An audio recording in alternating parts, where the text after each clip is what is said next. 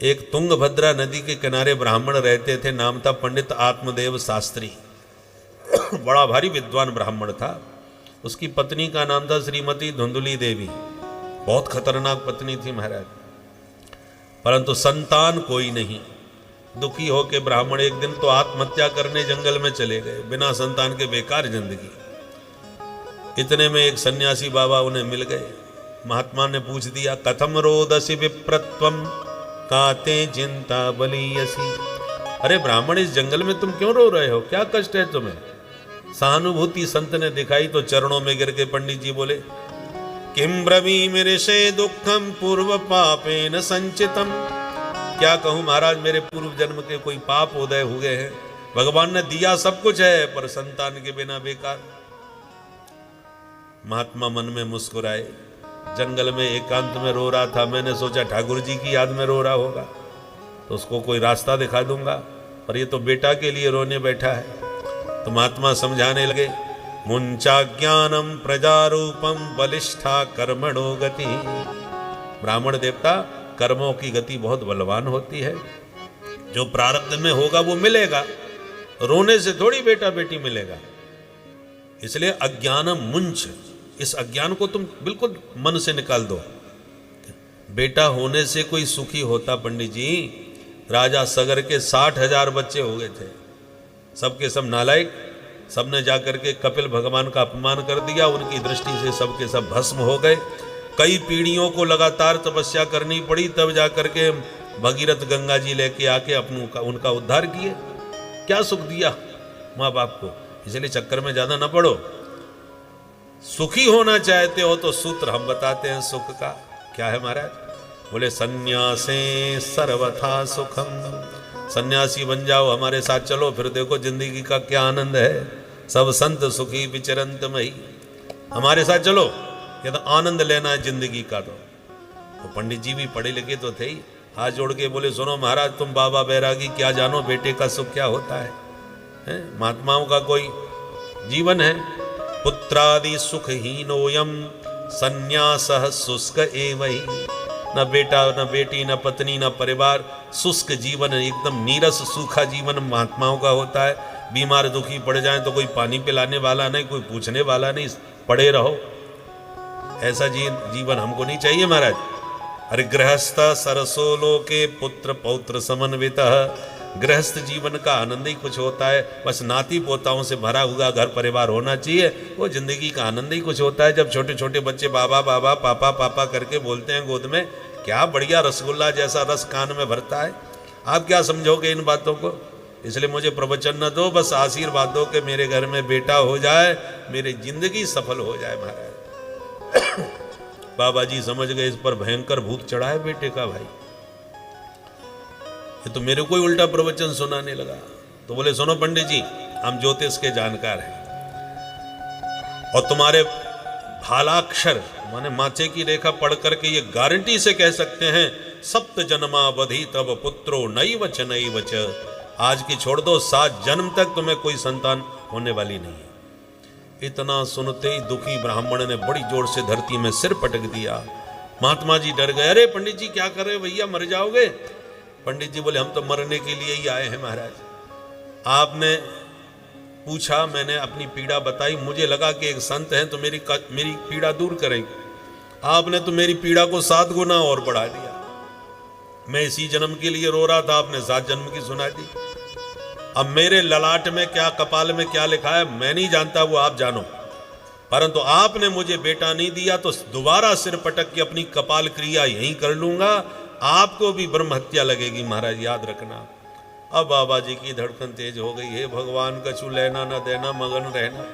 हम तो मस्ती में जा रहे थे, अच्छी राम राम हो गई, ये तो मेरे को ही ब्रह्म हत्या लगा रहा है। भाई पंडित जी मुझे जाने दो, फिर जो तुम्हारी मर्जी में आवे सो करो। बोले, नहीं, त्वदग्रे शोक मूर्छितः, तुम्हारे सामने ही मरूंगा, आपके चरणों में ही प्राण त्यागूंगा। अब बाबा जी परेशान हो गए, अच्छे फंस गए भाई। अब क्या करें? तो फिलहाल तो इससे पिंड छुड़ाएं, नहीं तो ये मर जाएगा। तो बगल में से झोली में से एक फल निकाल करके ब्राह्मण के हाथ में दे दिया। बोले, नहीं मानते तो ले जाओ। इदम भक्ष्य पत्न्या त्वं ततः पुत्रो भविष्यति। ये फल अपनी पत्नी को खिला देना तो निश्चित रूप से बेटा हो जाएगा। अब तो ब्राह्मण सुनते ही खुशी में नाचने लगे। संत बड़े दयालु होते हैं, मुझे विश्वास था महाराज जी मुझ पर जरूर कृपा करेंगे। और प्रणाम दंडोत करके पंडित जी भागे सीधे घर की तरफ। अरे सुनती हो, देख क्या लाया हूं। पंडितानी भीतर से दौड़ के बाहर आई। आज सवेरे से गायब थे, लगता है कोई तगड़ा माल कहीं से लेके आ रहे हैं। क्या लाए हो जी? बोले देख ये कितना सुंदर फल है, फटाफट खा ले। पंडितानी ने सिर पकड़ा, हे भगवान, गला फाड़ के तो ऐसे बुलाए थे जैसे 9 लखा हार लाए हो मेरे लिए। मैंने फल नहीं खाया क्या? पंडित जी ने कहा भाग्यवान, ये साधारण फल नहीं है, ये बहुत बड़े सन्यासी बाबा ने मुझे दिया है जंगल में, इसको खाने से पक्का तेरे को बेटा होगा। अच्छा ऐसा फल है ये? ठीक है तो आप अपना काम करो, मैं अभी पूजा पाठ करके फिर खाती हूं। समझा बुझा के ब्राह्मण को विदा किया और पंडितानी फल लेके बैठ गई कि मैं बिना सोचे समझे तो नहीं खाऊंगी, कुछ चक्कर जरूर है इस फल में, क्या करूं, खाऊं कि न खाऊं। इतने में पड़ोसिन आ गई, बहन ये बैठी बैठी क्या सोच रही है? तो पूरी कहानी सुना दी। तेरे से क्या छुपाऊं बहन, कोई बाबा जी ने इनको फल दिया है, कह रहे हैं इसको खाने से बेटा होगा। तू बता फल खाने से कहीं बेटा बेटी होते हैं? सब बकवास, ये सब बातें मैं नहीं मानती। पड़ोसिन बोली सुन, नहीं मानती मत मान, वरना तो फल ही तो है, खाने में बुराई क्या है, कोई दवाई तो है नहीं जो नुकसान करेगी।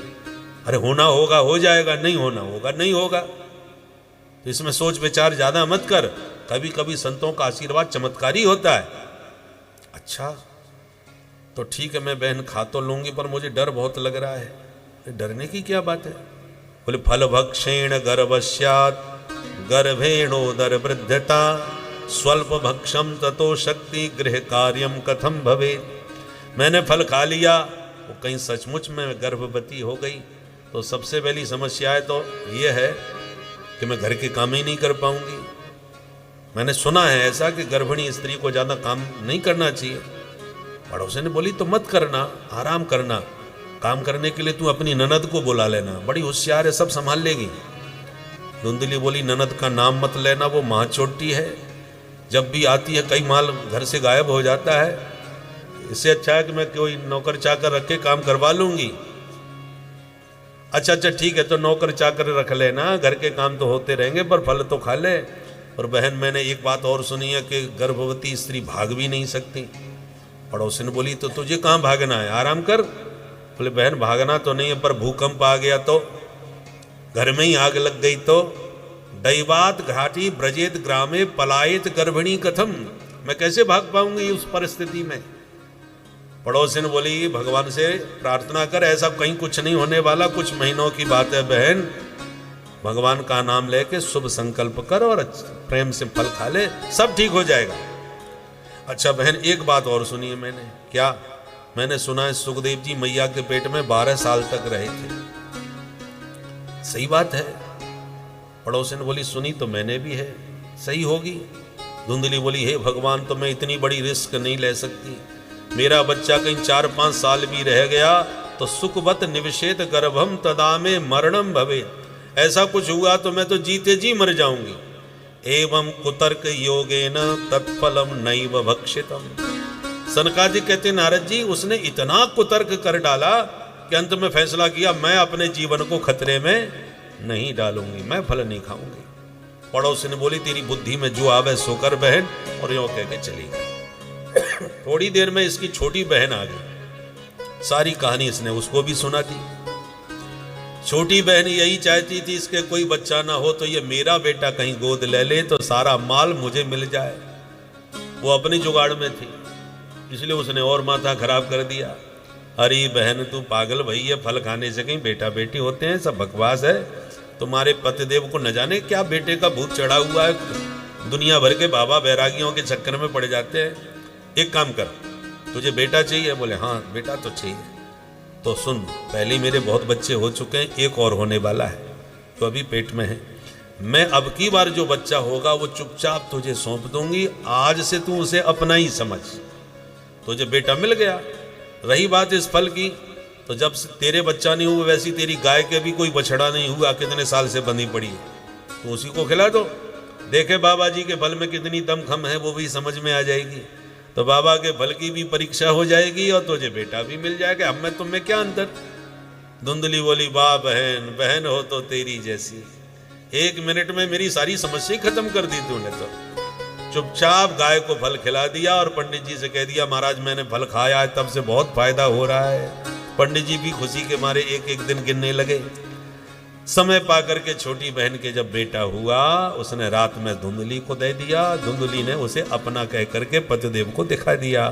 पंडित जी प्रसन्नता में पूरे गांव में मिठाइयां बांटने लगे। उसके 3 महीने बाद साधेनु सुसवेर्भक, जिस गाय को फल खिलाया था उसके भी एक बेटा हो गया। सर्वांग सुंदरम दिव्यम निर्मलम कनक प्रभम, तपस्वी महात्मा थे, उनके संकल्प का फल था। तो गाय का बेटा सर्वांग सुंदर, परम दिव्य, कनक कांति, सिर्फ उसके कान गाय जैसे लंबे थे, बाकी बिल्कुल मनुष्य जैसा। तो पूरे गांव में हल्ला मच गया, भैया भगवान देते हैं तो छप्पड़ फाड़ के देते हैं, कहां पंडित जी के एक बेटा नहीं, अब देखो गैया के बेटा हो गया। ये तो बड़ा भारी चमत्कार हुआ है कि गाय के मनुष्य का बेटा हो गया। भाग्योदयो धुना जाता आत्मदेवस्य पश्यत, धैनवा बाल प्रसूतस्तु दैव रूपीति कौतुकम। ये विधाता का चमत्कार है। पूरे गांव ने पंडित जी को बधाइयां दी। अब पंडित जी ने नामकरण किए। गाय के बेटे के कान गाय जैसे, इसलिए नाम रखता हूं गौकर्ण। और अपने बेटे का नाम सोचने लगे तो धुंधली खड़ी हो गई। बच्चा मेरा है, पेट में मैंने रखा है, नाम भी मैं ही रखूंगी। अच्छा बोल क्या नाम? बोले मेरा नाम धुंधली, बच्चे का नाम धुंधकारी होना चाहिए। ठीक है, जैसी मर्जी तुम्हारी। दोनों बच्चों ने बड़े होके खूब नाम कमाया, पर एक हुआ विख्यात और दूसरा हुआ कुख्यात। गौकर्ण पंडितो ज्ञानी, धुंधकारी महाखलः। गौकर्ण जी महान विद्वान बने और धुंधकारी महादुष्ट। खल, खल, केवल खाए और लड़े, खाना और लड़ना, बस यही इसका काम। ऐसा धुंधकारी हुआ। पंडित जी धुंधकारी के आतंक से पीड़ित होने लगे। जो जो बड़ा होता गया त्यों तो उसके कुकृत्य भी बढ़ते चले गए। चौरह सर्व जन द्वेषी परवेश्म प्रदीपकः, दूसरों के घर में आग लगावे, चोरी करे, डकैती डाले, अपहरण करे, सारे पाप कर्म धुंधकारी करने लगा। पंडित जी समझाएं तो मारने को खड़ा हो जाए। अब पंडित जी सिर पकड़ के रोवे, क्व तिष्ठामि क्व गच्छामि को मे दुःखम व्यपोहयेत्, प्राणास्त्यजामि दुःखेन हा कष्टम मम संस्थितम। हे विधाता, ऐसी जिंदगी से तो मर जाना अच्छा है, इस नालायक ने मुझे बर्बाद कर दिया। बंध्यत्वं तु समीचीनम कुपुत्रो दुःखदायकः। ब्राह्मण को कहना पड़ा कि इससे तो हम निपुत्र बहुत अच्छे थे, ऐसा कुपुत्र जिंदगी भर कष्ट प्रदान करता है। कुपुत्रो दुःखदायक है। अब मरने के लिए चल पड़े, ऐसी जिंदगी से तो मर जाना ठीक। तब गौकर्ण जी ने देखा तो प्यार से ब्राह्मण को बैठा के समझाया कि पिताजी परेशान मत होइए और मुझे ये बताइए, आप इस संसार में सुखी किसे समझते हो? कोई सुखी नहीं है। किसी को भी आप जिसको परम सुखी मानते हो उसी से जरा अंदर की बात निकालने की कोशिश करोगे, अंतरंगता बढ़ाओगे, वो अपनी सारी पीड़ा अपने आपके सामने धर देगा। सामान्य लोगों की छोड़ दो, चाहे चक्रवर्ती सम्राट हो, चाहे देवताओं के राजा इंद्र ही क्यों ना हो, न चेन्द्रस्य सुखम किंचित न सुखम चक्रवर्तिनः। तो दुनिया में फिर सुखी है कौन बेटा? बोले सुखमस्ति विरक्तस्य मुनिरेकांत जीविनः। जो नितांत एकांत में शांत बैठे हरि भजन में मस्त हैं, वे संत ही सुखी हैं, बाकी तो सब परेशान हैं। धनहीन कहे धनवान सुखी, धनवान कहे सुख राजा को भारी, राजा कहे महाराजा सुखी, महाराजा कहे सुख इंद्र को भारी। इंद्र कहे चतुरानन को सुख और ब्रह्मा कहे सुख विष्णु को भारी, पर तुलसीदास विचार कहे हरि भजन बिना सब लोग दुखारी, भजन बिना सब लोग दुखारी। पिताजी सब दुनिया में दुखी है। ये बात सुनते ही आत्मदेव को वो सन्यासी बाबा का वचन याद आ गया कि सन्यासे सर्वथा सुखम। अब बात समझ में आ गई। बेटा तूने बिल्कुल ठीक कही, उस बाबा जी ने भी समझाई थी पर मेरी मति में पत्थर पड़ गए थे, उस समय मुझे समझ में नहीं आया, पर अब अच्छी तरह समझ गया। कई बातें ऐसी होती हैं जो जीवन में किसी न किसी प्रकार की ठोकर लगने पर ही हमको ठीक से समझ में आती है। बोलो राधे राधे राधे राधे। और विशेषकर आत्मीय जनों से, विश्वसनीय जो लोगों से जब ठोकर लगती है तो गहर चोट और भी गहरी पहुंचती है। एक बार लोहा और सोना आपस में बात करने लगे। सोने ने कहा भैया जैसे तू पिटता है वैसे हम भी पिटते हैं, पर हम तेरी तरह चिल्लाते नहीं हैं, तू बहुत रोता है। लोहा पिटता है तो कितनी आवाज होती है, सोने की पिटाई का पता ही नहीं चलता। तो स्वर्ण ने पूछा कि तुम इतना क्यों चिल्लाते हो, पिटते तो हम भी हैं। लोहे ने कहा मित्र बात तो सही है, परंतु हम दोनों की पिटाई में अंतर है। क्या? बोले तू लोहा, देखो तुम सोना हो और तुम्हें लोहे से पीटा जाता है, और मुझे देख मैं भी लोहा, मुझे पीटने वाला भी लोहा। मित्र तू परायों से पिटता है, हम अपनों से ही पिट रहे हैं। इसलिए जब तुझे अपनों से जब धक्का लगेगा तब तेरी चीख मेरी जैसी निकलेगी। तो इस प्रकार से जिस बेटा के लिए पागल था वही पुत्र ने जब सताया तो आत्मदेव बहुत दुखी हुआ।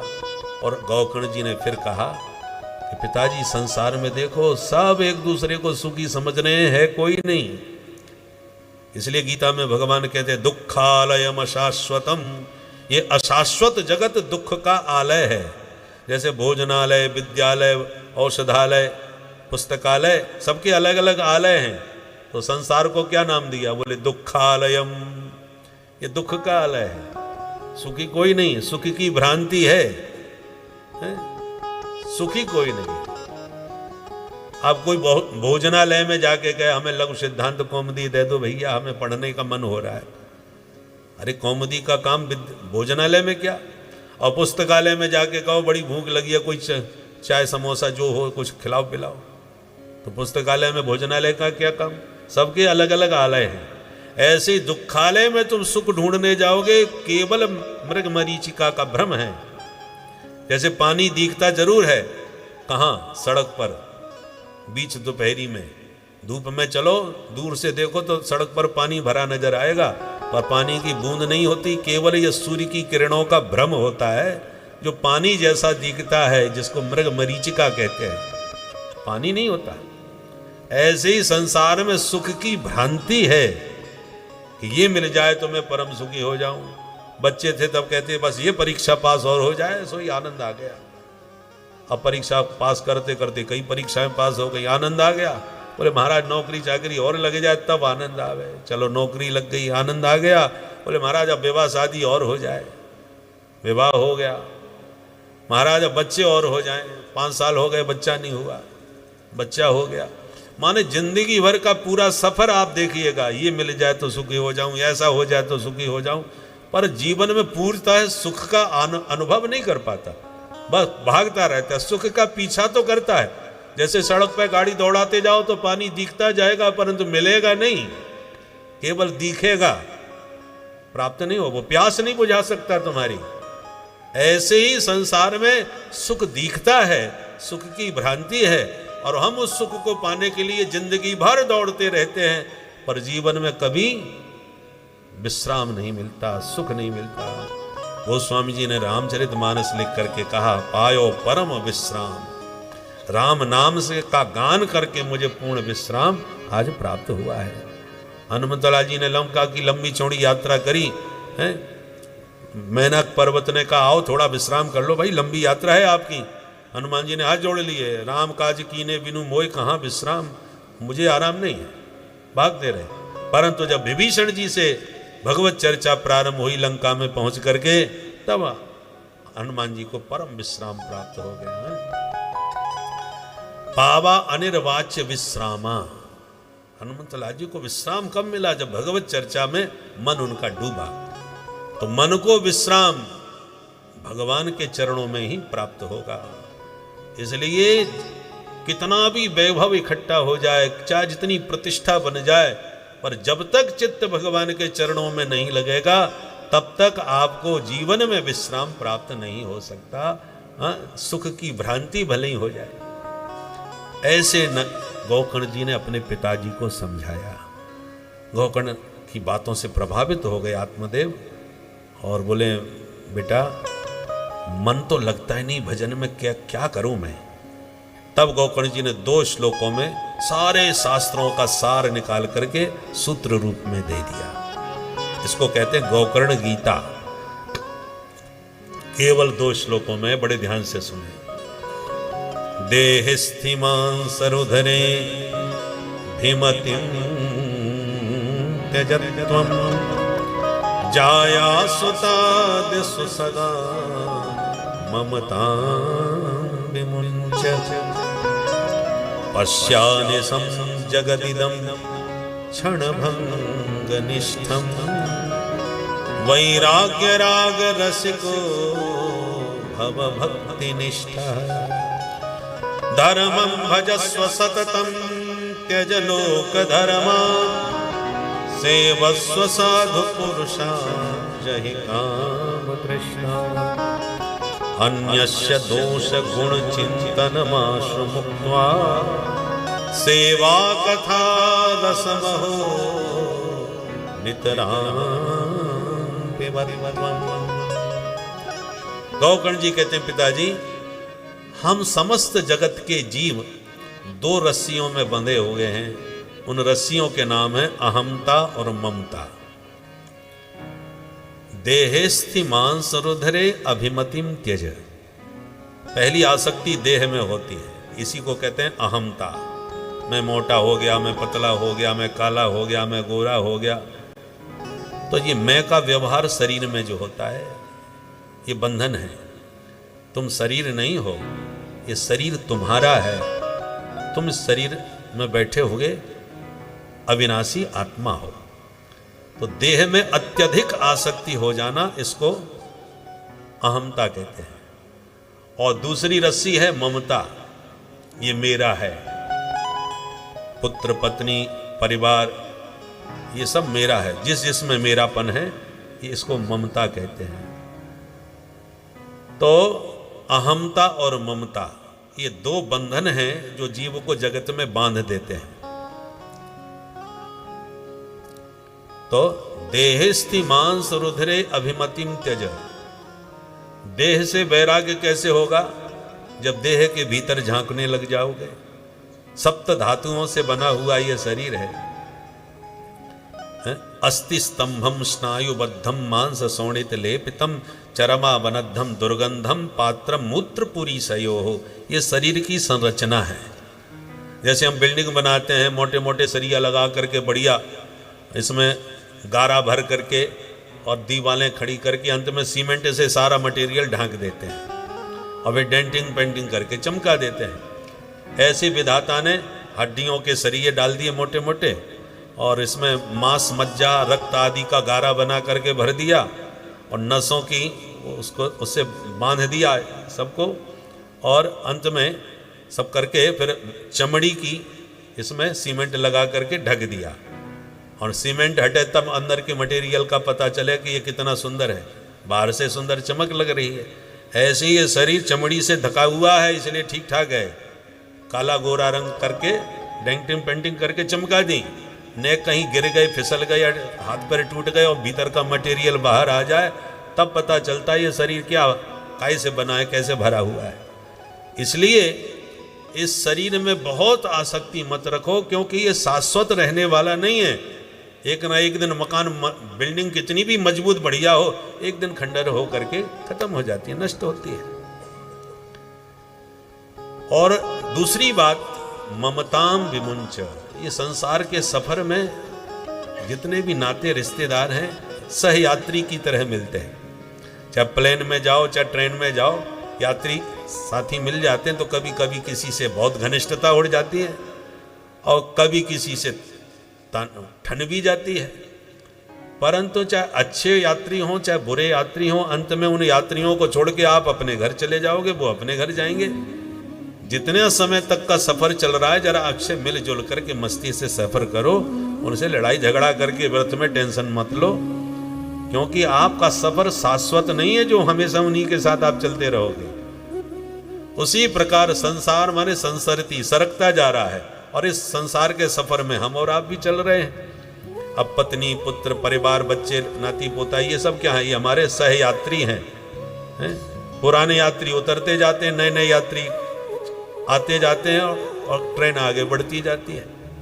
उसी प्रकार दादाजी चले गए और परदादा चले गए, दादी चली गई, ये सब पुराने यात्री थे जिनसे थोड़ी देर तक सफर चला, बाद में वो अपनी यात्रा में अपने घर निकल गए। नए नए यात्री आए, पत्नी आई, पुत्र आया, आदि आदि। तो ये सफर चल रहा है जीवन का। इस सफर में प्रेम पूर्वक व्यवहार सबसे करो, पर आसक्ति किसी में मत करो, क्योंकि हर यात्री को एक दिन छोड़ के जाना पड़ता है। एकादश स्कंद में भगवान उद्धव से कहते हैं, पुत्र धाराप्त बंधु नाम संगम पांथ संगम। तुम्हें स्त्री पुत्रादि जो मिले हैं ये पांथ संगम है। पांथ संगम माने यात्रा के साथी। इसलिए इस विवेक पूर्वक विचार करके अहमता और ममता की इन रस्सियों को धीरे धीरे खोलना चाहिए, छोड़ना चाहिए। और सारा संसार क्षण भंगुर है, ये समझ लेना चाहिए। जिसमें जितनी अधिक आसक्ति होगी उसके त्याग में उतना ही बड़ा कष्ट होगा। आप किसी दुकान पर गए, बढ़िया कोई मूर्ति है, आपको पसंद आ रही है और आपने इतने में वो अचानक किसी के ठोकर से नीचे गिर गई, फूट गई, आपको कोई कष्ट नहीं। यदि उस मूर्ति को आपने खरीद लिया और फिर उसको बड़ा सजाया और फिर घर में आते आते गिर गई, तो आपको उतना ही ज़्यादा कष्ट होगा, क्योंकि अब ये मेरी हो गई। मेरी नहीं थी, फिर फूट जाती तो कोई परेशानी नहीं थी, पर मेरी बनने के बाद फूट जाए तभी हमको कष्ट होता है। हमने संसार में मेरापन उन्हीं से जोड़ रखा है जो एक ना एक दिन टूटने फूटने छूटने वाले हैं। इसलिए ममत्व उसमें होना चाहिए जो शाश्वत हो, सदा हमारा है और सदा हमारा रहे। उसमें जितनी प्रीति होगी तो वो प्रीति कभी दुखदायी नहीं बनेगी। छूटने वाली प्रीति कष्टदायी होती है। इसलिए पिताजी संसार की ममता को त्यागो और उस ममता को माधव के साथ जोड़ो। सबके ममता ताग बटोरी, जहां जहां ममता फैला रखी है उन सबको इकट्ठा करो और भगवान के पाद पद्मों में उस ममता की डोरी को बांध लो और हृदय से ये बात कहो, गोविंद मेरो है, गोपाल मेरो है, गोविंद मेरो है, गोपाल मेरो है, श्री बांके बिहारी नंदलाल मेरो है, श्री बांके बिहारी नंदलाल मेरो है, श्री बांके बिहारी नंदलाल मेरो है, श्री बांके बिहारी नंदलाल मेरो है, श्री बांके बिहारी नंदलाल मेरो है, हाँ श्री बांके बिहारी नंदलाल श्री राधे गोविंद मेरो है, गोपाल मेरो है, गोविंद मेरो है, गोपाल मेरो है, नंदलाल मेरो है, नंदलाल मेरो है, गोपाल मेरो है।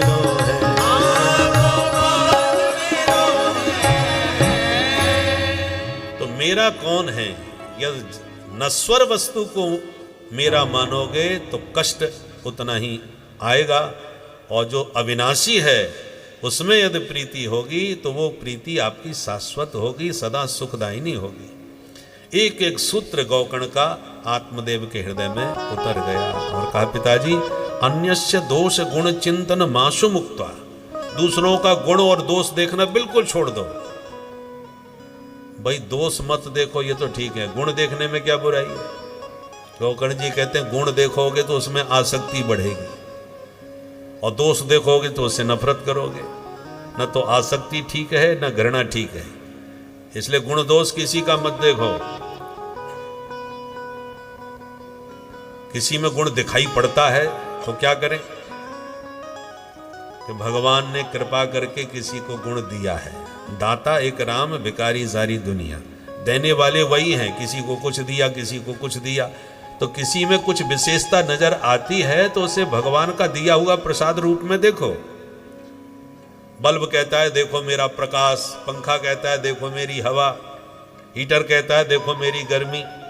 सब अपना अपना प्रभाव चमत्कार दिखा रहे थे, इतने में लाइट चली गई। अब क्या हुआ भाई, तुम्हारा प्रकाश कहां गया, तुम्हारी हवा कहां गई? बोले साहब करंट गया। तो सारा चमत्कार तो करंट का ही है ना, तुम उसे अपना मान करके अभिमान करो। उसी प्रकार आपके अंदर जो भी विशेषता गुण है वो भगवान की कृपा से मिले हुए हैं, उसका सदुपयोग करो, उसका अभिमान मत करो। और जब अभिमान होता है तो भगवान अपना करंट वापस खींच लेते हैं। हम बड़े भारी विद्वान हैं, हमको ये कंठस्थ वो कंठस्थ, कोई अभिमान करे और भगवान इतने में एक तार ढीला कर दें तनिक, तो जो पूजा कर रहे हैं, आरती कर रहे हैं, जय जयकार कर रहे हैं, वो 1 मिनट में पकड़ के पागल खाने में भर्ती कर आएंगे। क्या हो गया? बोले न जाने कैसे ढीले हो गए। अच्छा भला बोल रहे थे, अब गाली गलौज करने लगे। कितनी देर लगी? मसकही करहि बिरंच प्रभु अजह मसकते हीन। तो सारा कृपा का करंट काम करता है, गोस्वामी जी भी कहते हैं और मंगलाचरण में, मूकम करोति वाचाल, गूंगा भी वाचाल बन करके वक्ता बन के बोल रहा है। और पंगुम लंघते गिरुम, जो पंगु था चल नहीं पा रहा था वो पर्वतारोही बन गया। परंतु कैसे हुआ? बोले यत कृपा, जिसकी कृपा से ये सब चमत्कार हुआ। गोस्वामी जी कहते हैं मूक होए बाचाल, पंगु चढ़े गिरिवर गहन, पर जासु कृपा सो दयाल। जिसकी कृपा से ये सब हुआ, उस कृपा से हमेशा जुड़े रहना चाहिए। उस कृपा के करंट से जुड़े रहोगे तो कभी अभिमान नहीं आएगा। और कृपा का करंट यदि हट गया तो एकदम अहंकार में व्यक्ति उसको अपना मान बैठता है। हम लोगों की आदत है, कहीं सफलता मिली तो हमने साहब ऐसा किया, दिन रात मेहनत करी, तब जाकर के इस पोजीशन पर आए हैं। और गड़बड़ हो गई तो क्या करें, ठाकुर जी की जैसी मर्जी। तो गड़बड़ हो जाए तो ठाकुर जी की मर्जी, और सफलता मिले तो हमने किया। ये बेईमानी नहीं करना चाहिए भाई। तो जो भगवान जिससे जो कराना चाहते हैं वो सब भगवान की कृपा से ही होता है। ये अनुभव यदि जीवन में बना रहे तो अभिमान से बचे रहोगे, जैसे हनुमान जी बचे रहते हैं। हनुमान जी कहते मैं कुछ नहीं करता प्रभु, आपकी कृपा से हो जाता है। दुनिया ने जब हनुमान जी लंका से लौटे तो सबने प्रशंसा करी, हनुमान जी ने गजब कर दिया, ऐसा कर दिया, 100 योजन का सागर लांग गए, लंका फूंक करके आ गए, खूब तारीफ चारों तरफ। और जब राम जी ने कहा कि हनुमान तुमने गजब कर दिया, हनुमान जी चरणों में गिर पड़े, बोले सरकार इनको छोड़ो, आप भी वही बात कह रहे हो, मैंने किया, मैंने कहाँ से किया? भगवान बोले अरे सब तो कह रहे हैं, क्या सच, ये सच नहीं है कि तुमने समुद्र पार किया था? हनुमान जी बोले बिल्कुल नहीं। अच्छा तो लंका में कैसे पहुंचे? बोले हमको तो जहाज मिल गया, बैठ के चले गए। अब सब चक्कर में पड़ गए, जहाज तो वहां कोई नहीं चल रहा था भाई, जहाज होता तो हम ही ना चले जाते। हनुमान जी से पूछा कि तुम किस जहाज पर गए? हनुमान जी बोले सुनो सरकार, आपने लाखों बंदरों को इधर उधर भेजा, परंतु केवल मुझे अपने पास बुला के अपनी मुद्रिका प्रदान कर दी और कहा कि बेटा जब मिलो तो इस मुद्रिका के माध्यम से अपना परिचय करना। मैं उसी वक्त समझ गया था कि मेरे को ही मिलना है, क्योंकि आपको कैसे कन्फर्म था कि मैं ही मिलूंगा? आपको पता था, इसका मतलब आप तो सूत्रधार हैं। इस नाटक के मुख्य सूत्रधार तो आप ही हैं, किसको क्या रोल करना है और कैसे कहाँ कौन क्या करेगा आप सब जानते हैं, सर्वज्ञ हैं। इसलिए आपने सिर्फ मुद्रिका मुझे दी और वो जहाज केवल मेरे पास था, उसी मुद्रिका के जहाज में ले बैठ करके मैं चला गया माता जी के पास। प्रभु मुद्रिका मेल मुख माई, जलधि लांघ गए अचरज नाई। तो मेरे पास ही था, मैं चला गया। परंतु जब माता जी को वो मैंने सौंप दिया मुद्रिका, तो मुझे लगा कि जहाज तो हमारा यहीं रह गया, अब हमें तो वापस भी जाना है। तो वहाँ के कार्यक्रम से फ्री होने के बाद मैंने माता जी को प्रणाम किया और कहा माँ अब आज्ञा दो, मुझे वापस लौटना है। तो माता जी ने चूड़ामणि उतार के दे दी कि बेटा इस जहाज पर बैठ के अब तुम उधर चले जाओ। तो आपके माता पिता के अनुग्रह के जहाज से ही मैं इधर और उधर हो सका, मेरी क्या सामर्थ्य जो सागर लांघ सकूं। ये है हनुमान जी की विनम्रता, कभी भी अपने कर्तृत्व का अभिमान नहीं रखते। भगवान बोले अच्छा हमने तुम्हें जानकी का पता लगाने भेजा था, किसी के घर में आग लगाने तो नहीं भेजा था, तो आग क्यों लगाई आपने बिना आज्ञा के। हनुमंत लाल जी बोले सरकार मालिक लोग एक बार में सारी बातें बताना भूल जाते हैं, तो जो भूल जाते हैं वो दूसरे सेवक से कहते हैं जाओ उससे कहो भाई वो केवल सब्जी लेने न जाए तो बाहर से चाय भी खत्म हो गई तो चाय भी लेता आवे। तो सेवक के द्वारा जो संदेश दिया जाता है वो भी मालिक का ही आदेश माना जाता है। कहना क्या चाहते हो? बोले सरकार हमने तो जानकारी लेने के लिए आपने भेजा था, हमको जानकारी मिल गई। अब जब मैंने माता जी को देख लिया, जानकारी पूरी हो गई, तो मैं तरु पल्लव में रहा बिचाई लुकाई, मैं छुपा हुआ यही सोच रहा था अब आगे का कार्यक्रम में क्या करूं, मुझे आगे क्या करना है। उसी समय मैंने देखा कि त्रिजटा नाम राक्षसी एका, रामचरण रति निपुण विवेका। आपकी परम भक्त त्रिजटा नाम की राक्षसी आई, उसने सब निशाचरियों को बुला करके अपना सपना सुनाया। मैं भी सुन रहा था और उसने कहा सपने बानर लंका जारी, जात धान सेना सब मारी।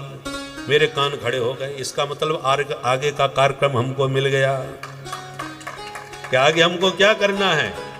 आपने डायरेक्ट तो नहीं बताया परंतु इनडायरेक्ट वो आपकी भक्त थी, भक्त के हृदय से भगवान बोलते हैं। तो मैं समझ गया प्रभु ने आप उस देवी के माध्यम से मुझे आगे का कार्यक्रम बता दिया है, क्योंकि मेरे अलावा दूसरा बंदर कोई था ही नहीं, बाकी बंदर तो सब समुद्र के इस पार थे, मैं ही अकेला था। एक क्षण को मेरे को शंका भी हुई कि इसमें मेरा नाम स्पष्ट नहीं है, हो सकता है बाद में किसी दूसरे बंदर को भेज करके ये कार्यक्रम करवा दिया हो तो कहीं गड़बड़ ना हो जाए। परंतु जब उसने ये कहा कि यह सपना में कहूं पुकारी, हो यह सत्य गए दिनचारी, 2-4 दिन में ही मेरा सपना बहुत जल्दी सत्य होगा, तब मैं कन्फर्म हो गया कि यह काम तो मुझे करना ही पड़ेगा। 2-4 दिन में तो दूसरा कोई आने वाला नहीं।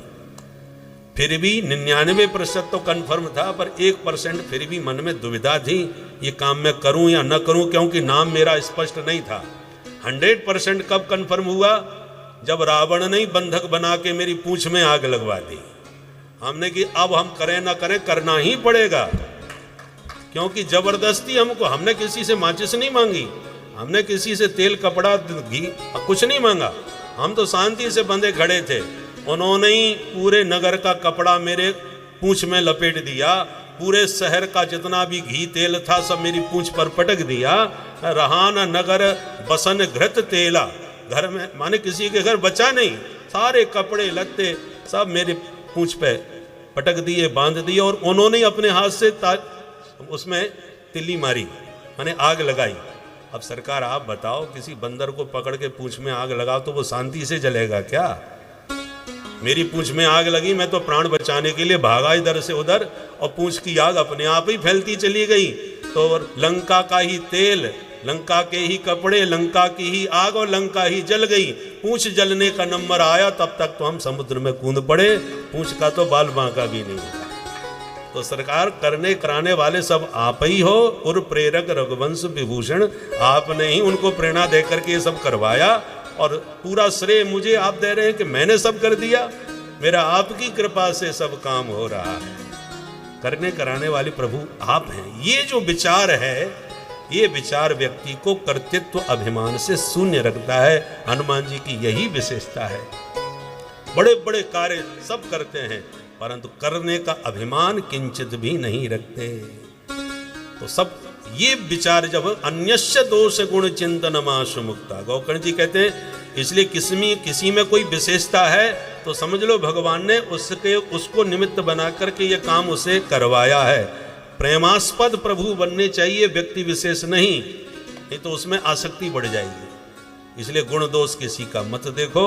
और सेवा कथा रसमहो नितराम पिबत्वम, साधु सेवा करो, संत सेवा करो, और उनके श्रीमुख से बढ़िया बढ़िया भगवान के गुणानुवाद श्रवण करो, ताकि आपका प्रेम भगवान के चरणानंद बिंद में उत्तरोत्तर बढ़े। जैसी संगत वैसी रंगत, साधु का संग करोगे, साधु के द्वारा भगवान के गुणानुवाद सुनोगे तो तुम्हारे जीवन में भी साधुता आएगी और भगवत प्रीति बढ़ेगी। इस प्रकार से उपदेश सुन करके आत्मदेव तुरंत घर छोड़ करके जंगल में चले गए और भगवान के चरणों में चित्त लगा करके आत्मदेव का उद्धार हो गया। परंतु पिताजी के जाने के बाद माताजी को मारना पीटना चालू किया धुंधकारी ने, तो धुंधुली ने कुआं में गिर के आत्महत्या कर ली। गौकर्ण जी तीर्थ यात्रा करने के लिए निकल गए, धुंधकारी अकेला घर में रह गया। 5 वैश्याओं को घर में बुला के बैठा लिया। एक दिन उन्हीं 5 ने मिलकर के पिला करके उसे सुला दिया और रस्सियों में पलंग के साथ ही उसे बांध दिया और गला दबा करके मुंह में अंगारे भर करके तड़फा तड़फा के उसे मार डाला और 5 देवियां माल का बंटवारा करके गायब हो गई। भयंकर भूत बन के भटकने लगा धुंधकारी भवन में। भटक रहा था कि गौकर्ण जी को पता चला तो गया में श्राद्ध किया, लौट के घर आए। रात्रि विश्राम करते समय एक भेड़ का बच्चा गौकर्ण जी को दिखाई पड़ा। उसको डंडा लेके भगाने लगे तो एकदम भैंसा बन गया, फिर हाथी बन गया। गौकर्ण जी बोले कौन हो भैया? बोल नहीं पा रहा था तो हाथ में जल लेके मंत्र पढ़ के जब गौकर्ण जी ने मारा तब वह प्रेतात्मा बोल पड़ा, अहम भ्राता त्वदीयोऽस्मि धुंधुकारीति नामतः स्वकीयेनैव दोषेण ब्रह्मत्वं नाशितं मया। भाई मैं तुम्हारा ही भाई धुंधकारी हूं, मैंने बड़े पाप किए, उसका परिणाम यह है कि प्रेत बना पड़ा हूं। अहो बंधो कृपा सिंधो भ्रातर मामा सुमोचय। भैया मुझे इस भयंकर प्रेत योनि से मुक्ति दिलाओ। गौकर्ण जी बोले मैं तो तेरे लिए गया में गया था श्राद्ध करने के लिए, फिर भी तेरी मुक्ति नहीं हुई। धुंधकारी बोला 100 श्राद्ध कर लो, कुछ नहीं होने वाला, क्योंकि हम नंबर 1 के हैं, छोटे मोटे नहीं हैं। गया श्राद्ध सतेनापि मुक्तिर में न भविष्यति। 100 श्राद्ध से भी मेरी मुक्ति नहीं हो सकती, कुछ और उपाय करना पड़ेगा। गौकर्ण जी बोले वचन देता हूं उद्धार तो तुम्हारा करके रहूंगा, पर इस समय आप पधारो। तो धुंधकारी गायब हो गया। कितना भी प्यारा कोई हो, मरने के बाद आवे तुम्हारा डर ही लगता है। धुंधकारी को भी डर लगा कि वो गौकर्ण जी को भी धुंधकारी से डर लगा। बोले इस समय आप जाओ। रात भर सोए नहीं, सोचते रहे क्या करूं। सवेरा हुआ, क्षेत्र के सारे विद्वानों को बुलवाया और रात्रि की घटना सबको सुनाई और कहा भैया अब आप लोग बताओ भैया का उद्धार कैसे हो सकता है। तो किसी की भी बुद्धि ने काम नहीं किया कि जब उसने स्वयं कह दिया 100 श्राद्ध से भी कुछ नहीं होने वाला, तो अब इससे तगड़ा उपाय क्या हो सकता है। जब किसी की बुद्धि ने काम नहीं किया तब सूर्य नारायण की उपासना करी गौकर्ण जी ने और सूर्य भगवान से पूछा, तुभ्यम नमो जगत साक्षिन ब्रूहि में मुक्ति हेतुकम। हे जगत के प्रत्यक्ष नारायण सूर्य भगवान आप ही बताएं मेरे भाई का उद्धार कैसे होगा। तब सूर्य भगवान की वाणी से सुनाई पड़ा, श्रीमद्भागवतान मुक्ति सप्ताहम वाचनम कुरु। अपने भाई को सप्ताह विधि से श्रीमद् भागवत का श्रवण कराओ, मुक्त हो जाएगा।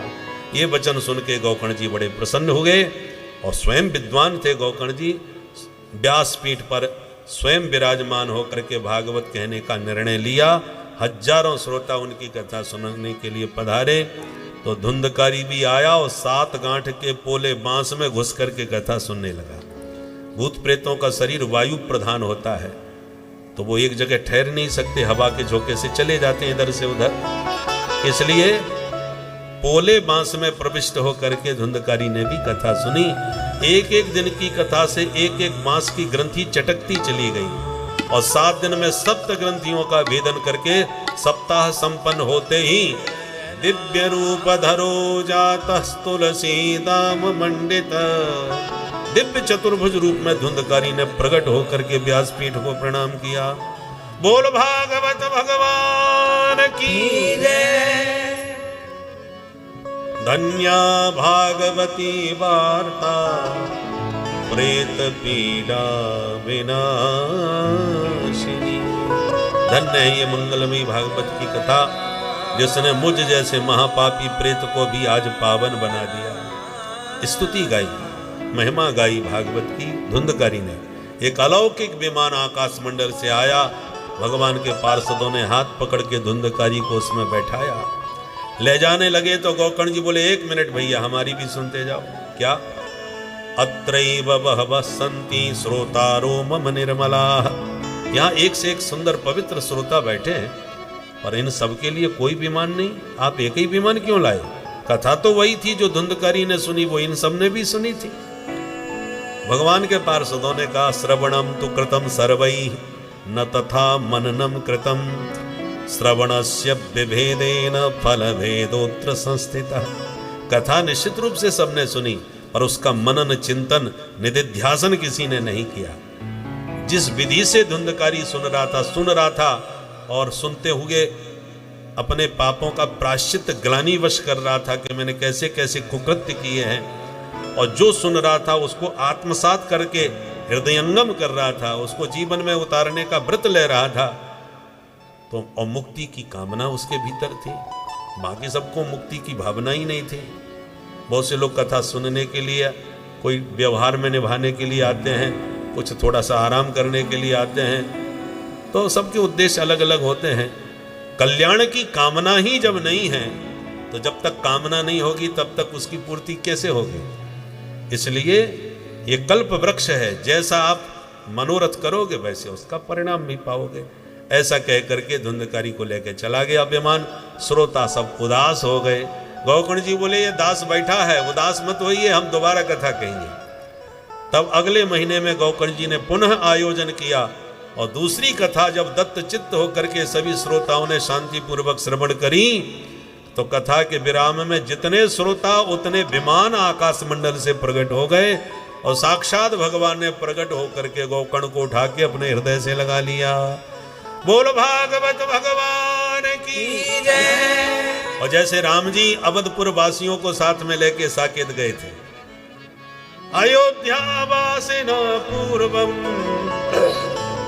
यथा रामेण संगता तथा कृष्णेन ते नीता गोलोकम योगी दुर्लभम।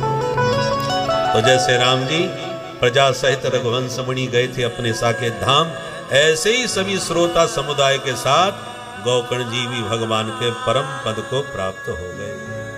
अब तुम ही बताओ, जब धुंधकारी जैसा पापी तर गया, तो छोटे मोटे कोई पापी तर जाए तो इसमें कौन आश्चर्य की बात है। अंत में विधि का वर्णन किया कि सबसे पहले बढ़िया मुहूर्त निकलवाओ, किसी विद्वान ब्राह्मण को व्यासपीठ पर बैठाओ, वक्ता कैसा होना चाहिए उसके लक्षण बतलाए। विरक्तो वैष्णवो विप्रो वेद शास्त्र विशुद्धकृत दृष्टांत कुशलो धीरो वक्ता कार्योति निस्पृहा। विद्वान हो, शास्त्रज्ञ हो, संशय मिटाने वाला हो, और जिसकी वाणी हृदयंगम हो, ऐसे किसी सुधी ब्राह्मण को व्यासपीठ पर बैठाना चाहिए।